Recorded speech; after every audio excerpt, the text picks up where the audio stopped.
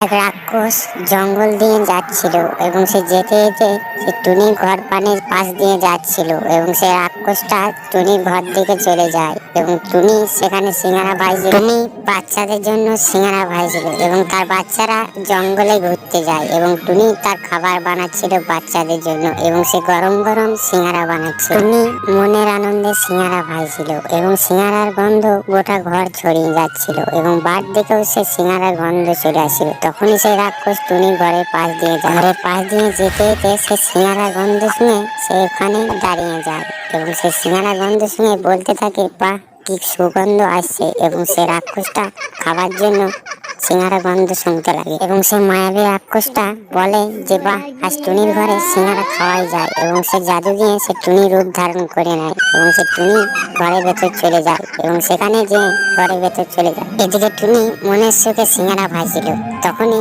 সে খাবার বেড়ে রেডি হয়ে থাকে তার বাচ্চাদের অপেক্ষার জন্য। এদিকে সে মায়াবী রাক্ষস টুনির রূপ ধারণ করে চলে আসে এবং সে এসে একটা সিঙ্গারা খেয়ে নেয় এবং সিঙ্গারাটা খেয়ে নিতে আরো একটা সিঙ্গারা খেয়ে নেয় এবং টুনি বলে যে তুমি কে। তখনই সে মায়াবী রাক্ষসটা তার নিজের রূপে ফিরে আসে এবং সে টুনিকে